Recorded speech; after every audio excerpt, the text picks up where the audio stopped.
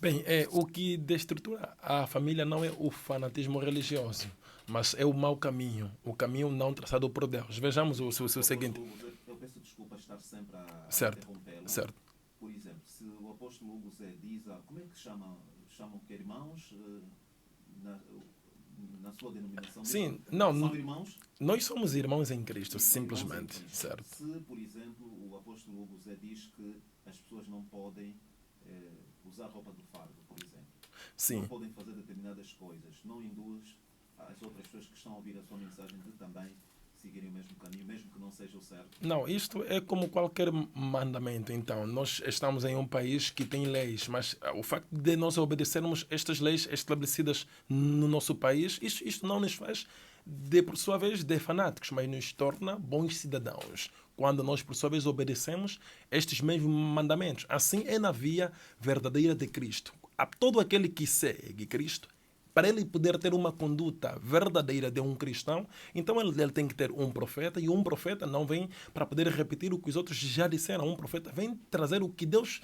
deu-lhe para poder apregoar. E ele, por sua vez, virá com os mandamentos atuais para os seus dias. É simplesmente isto que acontece. Respondendo à tua questão, que acabaste de colocar, não é o fanatismo que destrutura as famílias, mas o que esta destruturação da família, ela consiste, não é, no mau caminho, o caminho da perdição. Por isso que a palavra de Deus foi clara, dizendo que largo é o caminho que leva muita gente à perdição, e estreita é a porta, a qual poucos entram nela. Mas também Ok? existem líderes religiosos, e nós temos estado a ver, não vamos citar aqui nomes, que passam uma mensagem muito errada. Mas aquilo não é ainda no lado do fanatismo, é Não, por mas as estar no pessoas- caminho do As erro. pessoas que estão nesta mesma denominação religiosa aceitam aquilo que o seu líder diz. Sim, eles aceitam porque eles simplesmente encontram cego. Por exemplo, Mas não é um fanatismo. bem, é assim, sim, mas o fanatismo, de acordo com a definição que os homens implementaram, os homens podem dizer isso como fanatismo.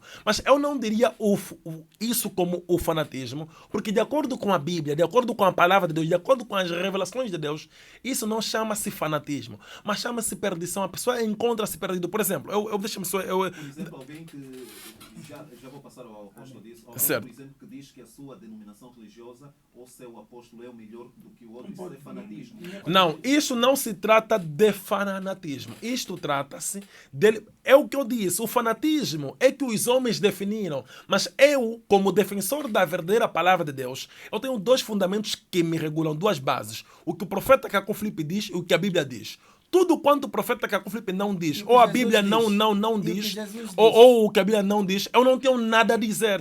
Quanto ao fanatismo, a Bíblia não narra sobre isso. Nem o profeta Caco Filipe narra sobre isso. Então, quem vai narrar sobre isso são os sociólogos, são os agnósticos, são pessoas que, por sua vez, são contra a fé em Cristo. É simplesmente isso. Por isso que a minha maneira de ver, a minha maneira de me exprimir quanto ao assunto será muito diferente, não indo realmente no campo fanatismo. Porque o fanatismo, segundo a minha fé, são pessoas que se encontram no caminho do erro. E quem se encontra no caminho do erro são todos aqueles que têm o cristianismo, por exemplo, como uma religião. Porque o verdadeiro cristianismo não é uma religião, mas ele é um modo de vida. Mas todos quando se tem o fanatismo como uma religião. Eu creio que Certo, nas certo, próximas vezes seria bom termos um